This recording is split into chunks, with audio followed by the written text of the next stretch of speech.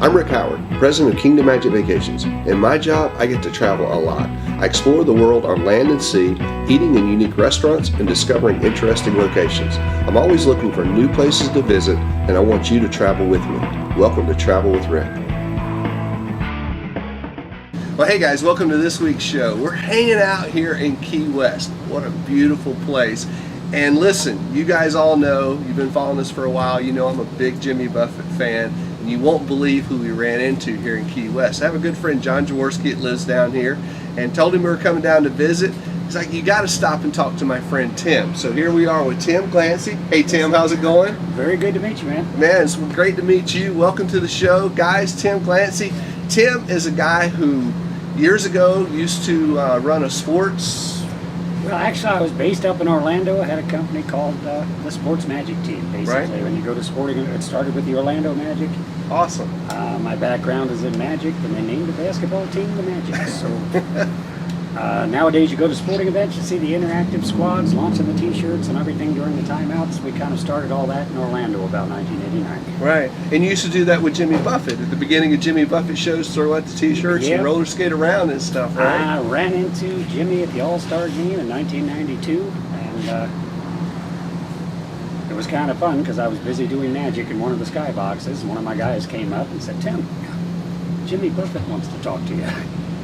Being a Buffett fan myself, I was like, hey, yeah, I think I could work that in. Quickest card trick I ever finished in my life. I had about a half a dozen cards passed out. I was like, okay, yeah, guys, yeah, by the way, that's your card, your card, your card, I'll be back. I was out of there. But, so I met Jimmy, and I'd never been to a concert, but I loved his music. And he said, I have these people out in the lawn and out in the parking lot that are just crazy, so he brought us out to tour with him, and I spent the next 15 years at basically every Jimmy Buffett concert across the country. Wow. And now, after that, you're actually living the Jimmy Buffett lifestyle. Here you are living in Key West. You said you came down for a visit 18 years ago and never left, right? That's basically it. You know, they said you're touring with Jimmy and you've never been to Key West. You know, we were based out of Orlando, so I did come down for a weekend visit, and now it's home. Very cool. Well, I got to ask, you know, because a lot of my friends know how big of a Jimmy Buffett fan I am. What's it like being on the road and touring with Jimmy Buffett? That's got to be amazing, right? You mentioned that Jimmy said out on the lawn and everywhere there's, you know, crazy people out there. That's one of the coolest things about a Jimmy Buffett show is the, you know, the tailgating and everything that goes on. I think a Jimmy Buffett concert actually starts the day before with people getting there and whatnot, right? Jimmy's always been a firm believer that the show begins in the parking lot. And the Parrot Heads are some of the craziest fans because it's tailgating. For anyone that hasn't been to a Buffett show, it's taking tailgating way beyond the top. They just not are grilling and toasting out there. They are in full costume, building volcanoes in the parking lot. Just it's a circus. Nice. And so we were brought to start entertaining in the parking lots, and then we would work for the lawn people. And then it evolved into developing any illusions to get Jimmy on stage. Jimmy'd come up with his theme for the season or any crazy idea, and it was our job to, one advantage, I should say, or disadvantage of being a magician. You can't say that's impossible. He said, hey, can we do that? It's like, sure. Then we go back in the shop and find some way to make it happen. You know? Wow. So we did some amazing things. It was great fun. You mentioned themes, man. That Jimmy comes up with the theme for the tour, the theme for the year. So, what have some of the themes over the years been that you guys have done? Like Tiki Man Tour, Tiki Man Tour. I remember that one. The Tiki Time Tour. Tiki Time Tour. Havana Daydreaming Tour. Chameleon Caravan. Recess. It was funny, I was listing them because I've been taking some notes so I don't get them all muddled myself between one tour and another, because we do walking tours and tell a lot of tales here on the island. We do the Trails and Tales of Key West. A lot of Jimmy Buffett fans like to hear the stories behind the songs and see some of the places where a lot of the things were written and originated. So I do have to take notes every now and then, and just to jog my memory, and because, oh wait a minute, no, that was that tour. That was in 93, not in 94. So at least I'm giving the accurate information when people have questions. Speaking of things behind the songs and whatnot, when we were walking over here from Duval Street, we actually walked past Caroline Street, and I couldn't help but remember, you know, there's a woman going crazy down that street there. So yes, indeed. So there's a lot of streets and things, I guess, that inspired Jimmy Buffett songs here, right? Oh yeah, that's actually it's part of our walks. We can't miss Caroline Street. As we go down Caroline Street, we point out the house. It's about a block off of Duval Street where the lady that inspired that song, and tell the whole tale behind it. So it's kind of fun. So there is a true story behind that song, oh, yeah. right? It wasn't just Buffett sitting in Sloppy Joe's one night that came up with that. There really was a really was a lady there who said, "If you'll be sweet, if you'll be kind, if you'll be sweet or gentle, and if sweet. you'll be gentle, if you'll be sweet, come join me at my house on Caroline Street." Right, awesome. And which actually that was fine if that was your hobby, but her only problem was she never learned to accept the word no gracefully. Anybody refused her invitation, she'd get upset. Then she'd get abusive. Right. So on any given night, you could see somebody, well, she'd got to be out hollering, screaming, or pounding on some poor guy on Duval Street. So if you saw her walking down the street, it was like, don't make eye contact. Wow. So you think Jimmy really did wake up black and blue after that? Well, no, actually, he always was doing a show a number of years ago with Jerry Jeff Walker out in Austin. Right. Who actually, Jerry Jeff Walker is the first person, him and his wife, who brought Jimmy Buffett to Key West, right? He's the one that they threw in. They hopped in Jerry Jeff's old Packard and headed down to Key West. And, Nice. But Jimmy was very adamant that he was never a participant. He just saw what was going on. The stories get better as you get older, right? Well, it's finding the stories behind the stories and where they originate. It always just fascinates me because Right. it's the fun part about our island. There's so much history in so many different areas, from Jimmy Buffett to, well, we do the trails tour in the afternoon. In the evenings, we explore. We have another walking tour called the Key West Ghost and Mysteries Tour, and Right. there we get to explore the haunted history of the island, which is just as fascinating in many ways. Yeah, we heard yesterday this is the 4th most haunted city in the U.S. or something. Oh, yes, indeed. So there's a lot of haunts behind here. I guess from its shipping history and nautical history and whatnot, Well, right? it has its nautical history because you have to picture, I mean, Key West for everybody else in Florida. Back in the day, Key West was actually the largest city in Florida. Wow. I mean, today we have a population of 24,000 people, but back in the late 1800s, we had a population of 20,000 people, so we haven't grown that much. And thanks to the wrecking industry, in a short time it became the richest city per capita in the country. And that's why we have, well, when they found their fortune, the first thing they seemed to want to do was build a big old Victorian house. And we have one of the largest collections of old Victorian houses in the country. So that's why so much history and so many of the fun and haunted stories. There's a lot of apparitions wandering around some of these old Victorian houses. It really is a beautiful city. You just walk around. I mean, this is a great home right here that you've got. All these homes here, just it's just gorgeous to look at. Great architecture, and you could just fall in love and move in any of them, right? I mean, it's just beautiful here. Well, that's as I said, that's why I came down for a weekend. It seems to do that to a lot of folks. My friend John over here, it seemed to have grabbed him. It's kind of John tugging was at doing me. the I think John, our camera guy, I think it's tugging at us. We may not want to leave on Friday. I don't know. Well, we have to warn a lot of the visitors because there's a lot of people people I'll see annually because they'll come down and they're going, oh great, we're here for 2 weeks. Following year, they're down for 3 weeks. Then we're coming back in 6 months, and then we're coming here, and then next thing you know, they are Key West residents and our newest members in the Conch Republic. What can I say? Awesome. So I hate to keep coming back to this Jimmy Buffett thing, but I want to ask some more about that. Certainly. So what's Jimmy Buffett like to like hang around with? That's got to be some interesting meetings. You talked about some of that stuff. So what's he really like as a guy? I've never had the pleasure of meeting him myself. So Jimmy, if you're watching. Actually, he's one of the greatest individuals it's ever been my pleasure to work with, because the guy off stage, well, the person you see on stage is pretty much the person you see off stage. That is Jimmy. His persona is exactly what you see in his performances and what you hear about in his songs or read about in his books. He's just very natural, very open. He's brilliant. Great business guy. One of the best businessmen I've ever run across, because we toured with him on the road, and then as they started establishing the Margaritaville restaurants, in Orlando was like the first whole new generation of the huge Margaritavilles that are now all over the country. And countries, I should say, because if you're out in the Caribbean, There's almost as well. one in every port that you go into now if you're on a cruise or whatnot. Oh, yeah. You see them all over the world. So we got to help establish those when they were first being created. Nice. Had the entertainment. So it's all the stilt walkers and the balloons and any of the peripheral craziness that adds to the party. That was kind of our job.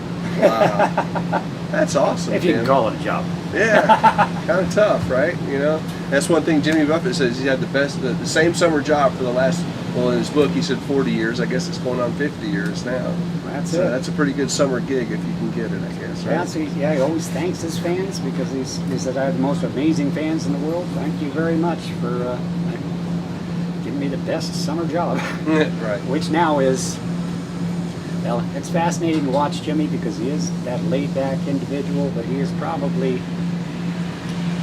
accomplished so much between the writing, the music, the touring, and the rest of the whole Margaritaville empire that he's got to be the most laid-back workaholic I've ever run into in my life is the best way to describe it, because he is an amazing individual. Right. I saw an interview with him on CNBC or 60 Minutes or something, and that the interviewer was asking him that. He said, you have all these fans who really want to live vicariously through you in this lifestyle that you write about, that you sing about, and whatnot.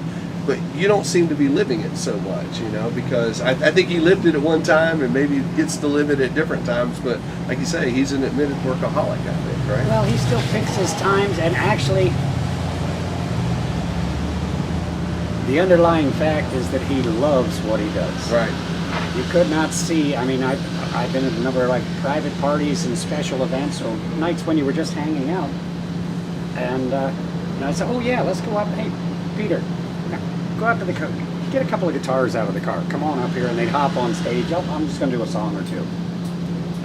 45 minutes later, he's still on stage because I don't think he can help himself. That's who he is. Awesome. He is the songwriter and the minstrel, and he wouldn't. There's nothing else he would rather be doing. That's great. That's great. Yeah.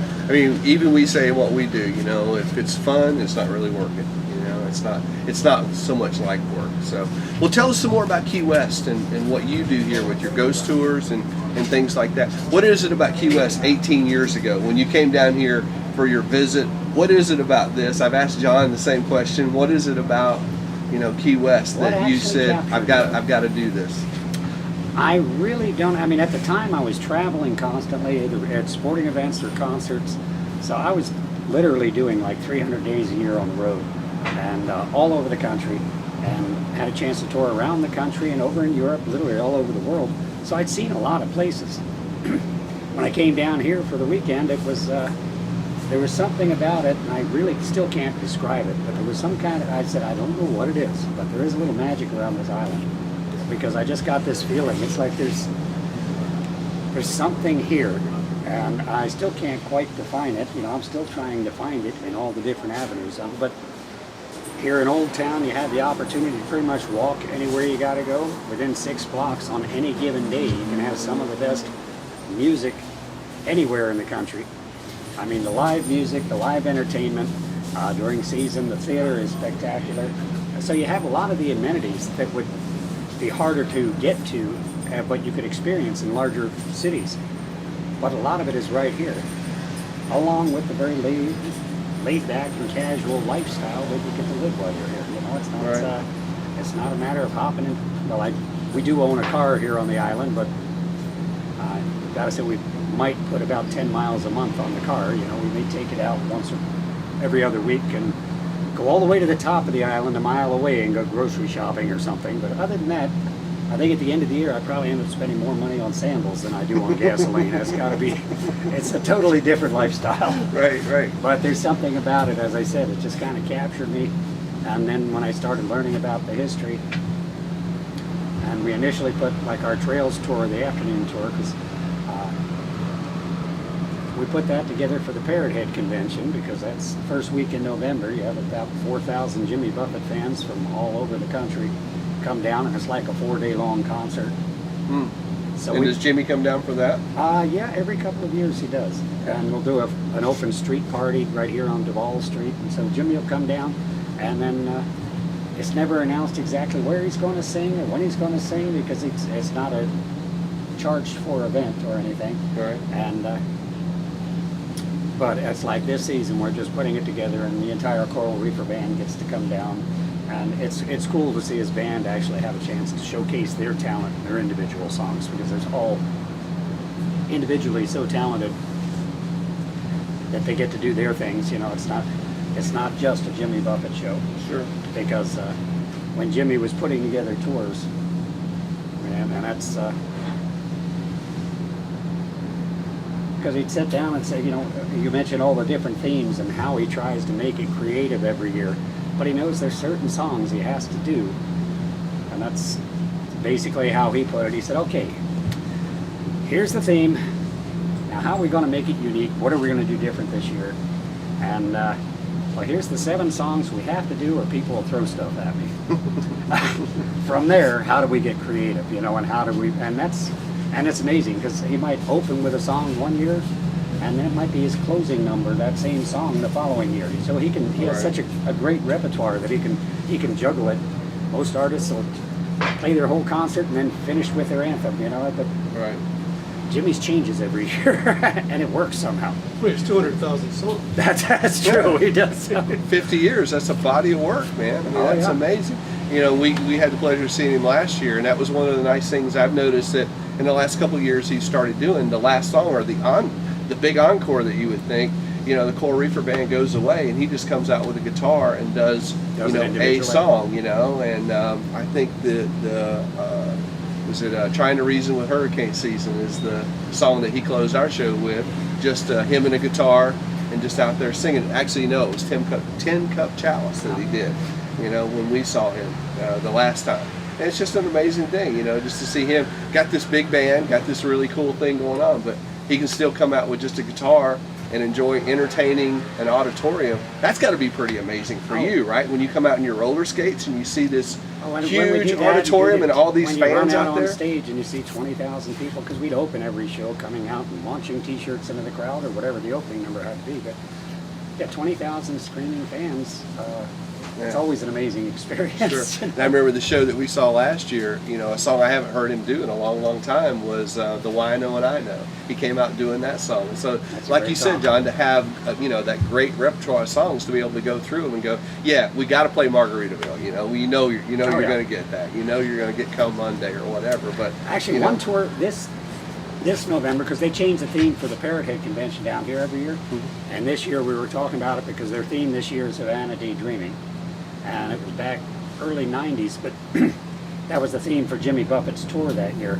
And when he opened the second half of the tour, it was really cool because that's the first year we put a tiki bar on stage, and he would come out with the band, and we played El Stumpo the Bando.